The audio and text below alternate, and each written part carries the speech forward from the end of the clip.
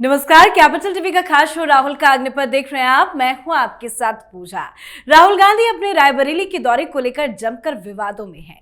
विरोध में पोस्टर लगाए जा रहे हैं, नारेबाजी की जा रही है। आरोप राहुल गांधी पर यह लग रहा है कि वो दलित विरोधी हैं, दलितों को गुमराह करते हैं। दरअसल मायावती को लेकर राहुल गांधी ने छात्रों से बातचीत करते हुए कहा कि हम चाहते थे कि बहन जी यानी कि मायावती बीजेपी के खिलाफ लड़ाई में हमारे साथ रहे, लेकिन किसी कारण से मायावती जी ने ऐसा नहीं किया। अगर तीनों पार्टियां एक साथ आ जाती तो बीजेपी कभी नहीं जीत पाती। राहुल गांधी के इस बयान पर मायावती ने भी पलटवार किया। मायावती ने कहा कि कांग्रेस ने दिल्ली विधानसभा चुनाव में बीजेपी की बी टीम बनकर चुनाव लड़ी है। मतलब दोनों तरफ से जमकर बयानबाजी हो रही है, एक दूसरे पर आरोप लगाए जा रहे हैं। तो मायावती और राहुल गांधी की लड़ाई पर चर्चा तो करेंगे ही, साथ ही बताएंगे कि ट्रंप के बयान से आखिर क्यों मच गया है घमासान। कांग्रेस पर भारत की चुनावी प्रक्रिया में बाहरी हस्तक्षेप का आरोप लगा है और इस आरोप से राहुल गांधी कैसे फंसे हैं, आज इसी पे चर्चा करेंगे। मेरे साथ स्टूडियो में मौजूद हैं कैपिटल टीवी के एग्जीक्यूटिव एडिटर राजीव जी। सर, आपका बहुत बहुत स्वागत है। राहुल गांधी रायबरेली में है, विरोध तो जमकर हो रहा है, लेकिन ये मायावती और राहुल गांधी के बीच में क्या चल रहा है? देखिए, ये चल कुछ नहीं रहा है। ये सब लोग एक दूसरे के खिलाफ ऐसी बातें कर रहे हैं ताकि भारतीय जनता पार्टी के खिलाफ जो वोटर है वो एकजुट होकर एक पार्टी के साथ रहे। किसी को भारतीय जनता पार्टी की सरकार से परेशानी है, और वो परेशानी क्यों है? ऐसा तो है नहीं कि भारतीय जनता पार्टी की सरकार जब से बनी है 2014 के बाद से, तो केंद्र ने कोई ऐसी योजना नहीं चलाई जिससे गरीबों को नुकसान हो जाए। कोई ऐसी योजना नहीं चलाई है जिससे इंफ्रास्ट्रक्चर के सेक्टर में डेवलपमेंट ना हो। कुछ भी ऐसा काम इन लोगों के नज़र में हो या तथ्य हो कि भारतीय जनता पार्टी का विरोध हम इस आधार पर कर रहे हैं, तो ये सामने रखें, या फिर ये बताएं कि भाजपा की सरकार जब से आई है तब से क्या क्या बदलाव हुआ है जो हमारे लिए खतरनाक हो सकता है। वो तो बताएंगे नहीं, क्योंकि बदलाव पॉजिटिव हुआ है जो इनके लिए निगेटिव इंपैक्ट रखता है। तो सब सत्ता पाना चाहते हैं, और उसके लिए अभी जो सत्ता में है, चाहे राज्य में हो या केंद्र में हो, अलग अलग जगह पर जो सत्ता में है उसके विरुद्ध चाहते हैं कि सब एकजुट हो जाए। जैसे उत्तर प्रदेश की बात है, अब अखिलेश यादव के साथ आपने गठबंधन किया, उस गठबंधन का फायदा पिछले चुनाव में हुआ, लेकिन उससे पहले आपने गठबंधन किया अखिलेश यादव के साथ, तो कितना फायदा हुआ? या फिर उसके पहले जो लोकसभा चुनाव 2019 में मायावती और अखिलेश यादव ने गठबंधन किया, तो उसका कितना फायदा हुआ? केवल 15 सीट जीत पाए दोनों मिलके। लेकिन इस बार गठबंधन का फायदा हो गया। क्यों हुआ? क्योंकि भारतीय जनता पार्टी के नेतृत्व में उत्तर प्रदेश को लेकर कुछ ओवर कॉन्फिडेंस आ गया था कि नहीं, उत्तर प्रदेश में योगी ने जो काम किया है उससे तो हमें 60+ सीटें मिल जाएगी। लेकिन वो ओवर कॉन्फिडेंस जो था वो धराशायी हो गया, क्योंकि यहां के लोग काम को लेकर नहीं बल्कि कंफ्यूजन में ज्यादा पड़ गए। इन लोगों ने कंफ्यूज किया ओबीसी के नाम पर, दलित के नाम पर, और उसी कंफ्यूजन में कुछ ऐसी स्थितियां पैदा हो गई जिसके कारण ये लोग समझ नहीं पाए कि इस चुनाव का और उसके परिणाम का आगे ये लोग इस्तेमाल कैसे करेंगे। फिर जब लोगों का भ्रम टूटा तो उपचुनाव में उत्तर प्रदेश में इन लोगों को दिख गया कि सब लोग साथ बैठे थे, साथ चुनाव लड़ रहे थे। राहुल गांधी की पार्टी ने उपचुनाव में पार्टिसिपेट नहीं किया, इसका मतलब ये नहीं है कि पार्टिसिपेट करना नहीं चाहती थी, लेकिन फिर भी जब इनको सीटें नहीं मिली सपा की तरफ से, तो इन्होंने सरेंडर करके समर्थन तो सपा को किया। तो समर्थन तो आप कर ही रहे थे। तो इन लोगों का मेन मकसद है, कहते हैं कि सारी पार्टियां इकट्ठा होकर भारतीय जनता पार्टी को हराओ। क्यों हराओ? अगर आप सत्ता में चले जाओगे तो इन पार्टियों को क्या क्या मिलेगा, पहले ये आपस में बैठकर तय कर लो। मायावती आपके साथ क्यों खड़ी हो और भारतीय जनता पार्टी की दुश्मनी ये क्यों ले?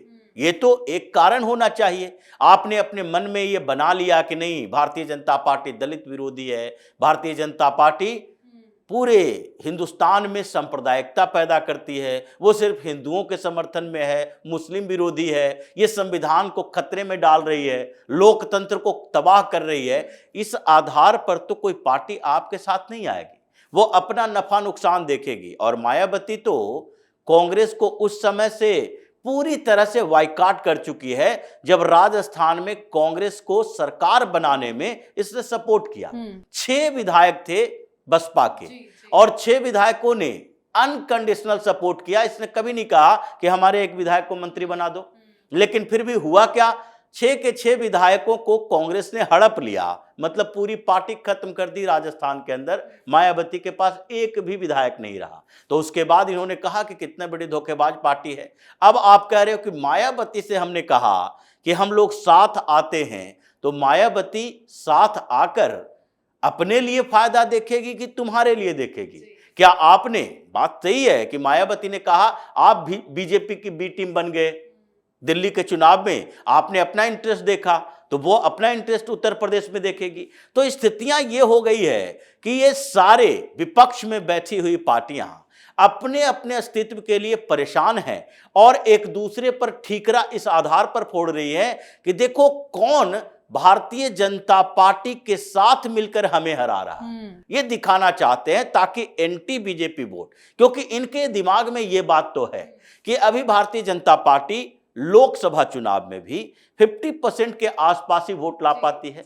तो ये जो राहुल गांधी कहते हैं कि भारतीय जनता पार्टी ने पिछली बार 43% लाया, 48% लाया, तो जो बचे हुए 60% के आसपास वोटर हैं या फिर 55%, 58% वोटर हैं, तो भारतीय जनता पार्टी के विरोध में है।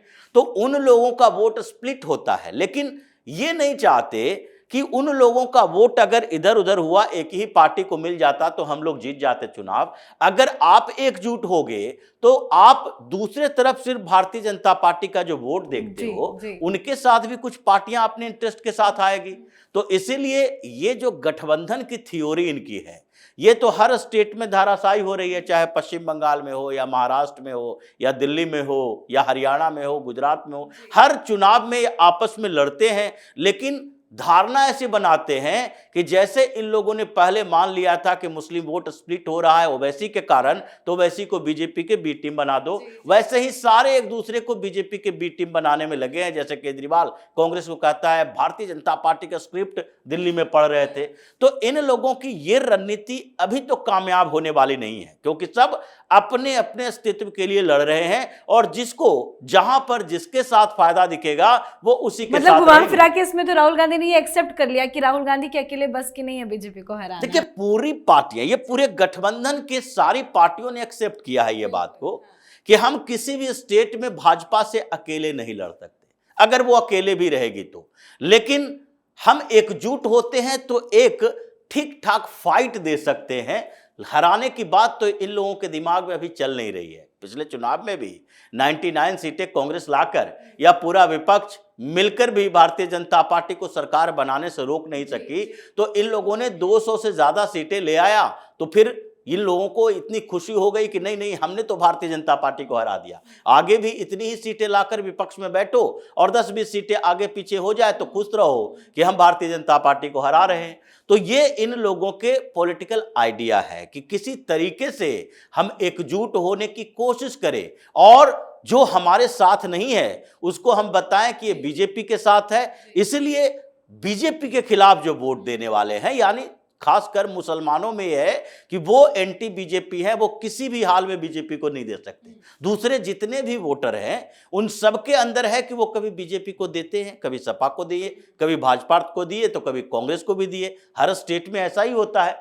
अगर हिमाचल प्रदेश में ऐसा नहीं होता तो सरकार नहीं बनती कांग्रेस को, तेलंगाना में या कर्नाटक में नहीं हुआ होता तो सरकार कांग्रेस की नहीं बनती। तो इसलिए वो जो फ्लोटिंग वोटर है उसको ये दिखाना चाहते हैं कि आप उसको नहीं दे रहे हो तो सिर्फ हमें दो, क्योंकि भारतीय जनता पार्टी के खिलाफ जो वोट है वो सिर्फ एक पार्टी में मिले। और ये स्ट्रेटजी आज तक चुनावी इतिहास में कहीं भी ये दिखाई नहीं पड़ा। सारी पार्टियां एकजुट भी हो जाए तो उस पार्टी का मुकाबला नहीं कर सकती जिसके पास संगठन हो, ताकत हो और लोगों का भरोसा हो। सर, मियामी के कार्यक्रम में ट्रंप ने जो कल बयान दिया, कल से लेकर अभी तक इस पूरे बयान को लेकर हलचल पैदा हो गई है। कांग्रेस पार्टी भी अब कह रही है कि नहीं, देखिए रिपोर्ट आ गई, बांग्लादेश में फंडिंग गई। ये पूरा मामला क्यों और इस पूरे मामले से कैसे राहुल गांधी फंस सकते हैं? देखिए जिस तरीके से ये लोग आ गए सामने और इनके पूरा तंत्र, प्रोपेगेंडा तंत्र जो है वो सामने आया है कि नहीं, $21 मिलियन जो यूएस एड ने खर्च किए थे चुनाव के आसपास, वो पैसे भारत के लिए नहीं थे, वो बांग्लादेश के लिए थे।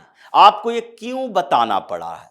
क्योंकि आप बैकफुट पर आ चुके हो। आप लोग जो कि एक विदेशी एजेंसी के रिपोर्ट के आधार पर अडानी के खिलाफ बोल रहे हो, जिसका गवर्नमेंट से कोई लेना देना नहीं था। वो ऐसे फ्रीलांस रिपोर्टर थे, चाहे ओसीसीआरपी की रिपोर्ट हो जिसको यूएसएड से पैसे मिलते हैं, उसके 700 पत्रकार अब बेरोजगार हो गए हैं जब से यूएसएड के पैसे बंद हो गए। उसके बाद आप हिंडनबर्ग रिपोर्ट का हवाला देते हो, किसी अखबार की रिपोर्ट का हवाला देते हो, जैसे संडे टाइम्स का, इकोनॉमिक टाइम्स का आप हवाला देते हो विदेशी रिपोर्ट्स के, जिसमें सरकार की कोई भूमिका नहीं है। उस रिपोर्ट के हवाले से आप प्रूव करना चाहते हो कि नहीं ये हुआ था। और अब जब अमेरिका जैसे देश के राष्ट्रपति ने अपने आधार पर यह बताया और उनको जो इनपुट मिला है एजेंसियों से, सरकारी एजेंसी से, ये खुफिया एजेंसी है, और उनसे जो रिपोर्ट मिली है उस आधार पर वो सबूत दे रहे हैं कि देखो, सबूत का मतलब ये नहीं है कि दस्तावेज भारत सरकार को सौंपेंगे। सबूत का मतलब ये है कि इतने का फंड दिया गया और ये एडमिनिस्ट्रेशन बाइडेन का था, और इन डेमोक्रेट सांसदों, उसके जितने भी नेता हैं, वो सबका संबंध हिंदुस्तान के विपक्षी पार्टी के नेताओं से है। पिछली बार राहुल गांधी भी गए थे तो उन्हीं सांसदों से मुलाकात की थी। राहुल गांधी गए थे तो व्हाइट हाउस में बैठक भी उन्हीं लोगों के साथ हुई थी, चाहे डोनाल्ड लू हो या फिर सामंता पवार हो, जिसके साथ उज्बेकिस्तान में मीटिंग करने के लिए गए थे। तो ये सारे के सारे वही लॉबी के लोग हैं जो कि राहुल गांधी से मिलते हैं, मोदी से नहीं मिलते, मोदी से बातचीत करने के लिए नहीं आते, और न भारतीय जनता पार्टी के सपोर्ट में या फिर इस सरकार के, हिंदुस्तान के इस सरकार के सपोर्ट में बोले हैं। तो इसका मतलब है कि आपकी लॉबिंग वहां है, और अब आप बता रहे हो कि वो बांग्लादेश में गया था। तो ये कैसे साबित करोगे कि वो बांग्लादेश का रूट हिंदुस्तान में नहीं था? कोई भी जो पैसा आता है, पैसे का रूट तय हो सकता है, डायरेक्ट फंडिंग नहीं हो सकती है। डायरेक्ट फंडिंग जो एनजीओ के तहत या फिर किसी वैसे संगठन के मार्फत से होती है, या हवाला के रास्ते होगा। लेकिन इनडायरेक्ट फंडिंग तो कई तरीके से होते हैं। एक एनजीओ जो बांग्लादेश में काम कर रहा है वो हिंदुस्तान में भी काम कर रहा है, और सबसे बड़ा ये जो सारा का सारा रैकेट चलता है वो इन्वायरमेंटल एनजीओ चलाते हैं। क्लाइमेट चेंज के नाम पर करोड़ों करोड़ लाए जा रहे हैं, उसका इस्तेमाल कहां किया जा रहा है? दूसरे देश में किसी भी सरकार को अनस्टेबल करने के लिए, अस्थिर करने के लिए। तो ये जो सबूत ट्रंप ने दिए हैं, ये सीधे राहुल गांधी का है कि देखो, तुम्हारा $21 मिलियन तो इस रास्ते से गया और तुम लोगों ने उसका इस्तेमाल किया, हुआ कुछ नहीं। आगे ये पैसे जब्त हो गए हैं, अब तुम्हारा वो रूट बंद हो गया। अब आगे सोचो कि इन पैसों का इस्तेमाल तुम नहीं कर पाओगे, क्योंकि तुम्हारे सारे दोस्त जो पड़े हुए थे अमेरिका में, उन सब के खिलाफ अब कार्रवाई हम करेंगे, और हम जो सबूत देंगे उसके तुम लोगों के, इन पूरे गैंग के खिलाफ कार्रवाई भारत की सरकार करेगी। मतलब ये कोऑर्डिनेशन का लेवल है मोदी और ट्रंप के बीच, कि दोनों देशों के बीच जो नेशनल इंटरेस्ट का मामला है, चाहे ट्रेड हो, ट्रेड में नेशनल इंटरेस्ट है, जो भारत का इंटरेस्ट अपना होगा, अमेरिका का अपना होगा। ये जो डोमेस्टिक पॉलिसी है उसमें अपने अपने स्तर पर ये लोग काम करेंगे, चाहे डिपोर्टेशन का मामला ही हो। जब घुसपैठिए हैं तो घुसपैठिए हैं, वो किसी देश के लिए अपने लिए काम करने का तरीका है। उसके बाद अगर इंटरनेशनल पॉलिसी है तो दोनों का इंटरेस्ट अलग अलग देशों के साथ अलग अलग प्लेटफॉर्म पर होगा।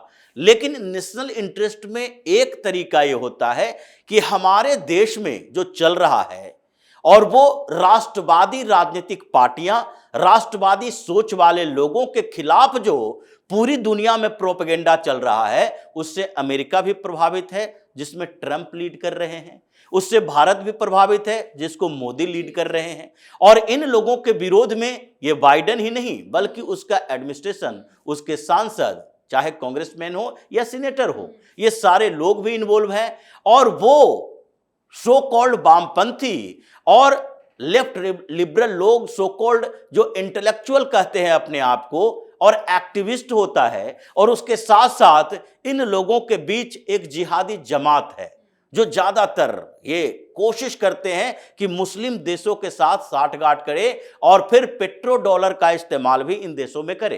तो ये सारा जमात जो चल रहा है उससे ट्रंप भी परेशान, मोदी भी परेशान।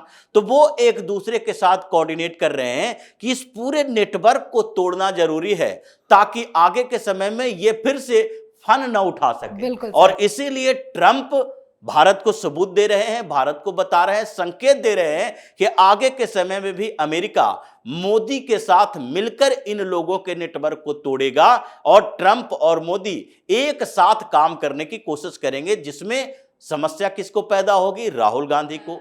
समस्या इनके आसपास के उन लोगों को जो इनको पैसा भी देते हैं, फीडबैक भी देते हैं और एक नैरेटिव चेंज करने की कोशिश करते हैं कि छोटी छोटी घटनाओं को बड़ा बना देना। जैसे देखिए, केरल में 6 साल से एक टीचर को पैसे नहीं मिल रहे थे और उसने सुसाइड कर लिया, पेमेंट नहीं मिल रहा था, लेकिन कहीं भी इस बात का बखेड़ा खड़ा नहीं किया गया। अगर उत्तर प्रदेश का यह मामला होता, उत्तराखंड का होता, तो ये सारे लोग ये नैरेटिव क्रिएट करने की कोशिश करते कि देखो भारतीय जनता पार्टी की सरकार है और वहां पर इन लोगों के पेमेंट नहीं देने के कारण लोग मर रहे हैं, सुसाइड कर रहे हैं, दलित है, मुस्लिम है। ये सारे प्रोपेगेंडा जो पैदा किए जाते हैं वो कंफ्यूजन क्रिएट करने वाले होते हैं, जो लोगों के दिमाग में घर कर जाता है। और उसी नेटवर्क को तोड़ना है जिसमें अब सफल होती हुई दिखाई पड़ रही है ट्रंप की शासन प्रशासन भी और भारत की मोदी सरकार भी। बिल्कुल सर, बहुत बहुत धन्यवाद सर समझाने के लिए। तो रायबरेली जाकर राहुल गांधी बुरे फंसे हैं, जमकर विरोध हो रहा है, मायावती और राहुल गांधी के बीच में लड़ाई शुरू हो गई है। पर ट्रंप ने जो खुलासा किया है उससे राहुल गांधी की मुसीबत बढ़ती दिखाई दे रही है। कांग्रेस में हलचल मच गई है। दरअसल ट्रंप ने एक बहुत बड़ा खुलासा करते हुए कहा कि यूएस एड के जरिए मिलने वाले करोड़ों डॉलर्स का इस्तेमाल करके भारत में सरकार बदलने की कोशिश की गई। उन्होंने कहा कि यूएस एड के जरिए जो मदद भारत को जी डाल रही थी उसमें दिखाया तो ये गया कि पैसा भारत में वोटर टर्नआउट बढ़ाने के लिए खर्च किया जाएगा, लेकिन इसका इस्तेमाल भारत के चुनाव को प्रभावित करने के लिए किया गया। ट्रंप का यह बयान सामने आने के बाद भारत में सियासत जबरदस्त छाई हुई है। बीजेपी और कांग्रेस के नेता आमने सामने आ गए हैं। तो इस पूरे मामले पर आपकी क्या राय है? कमेंट करके लिखिएगा। देखते रहिए कैपिटल टीवी। नमस्कार।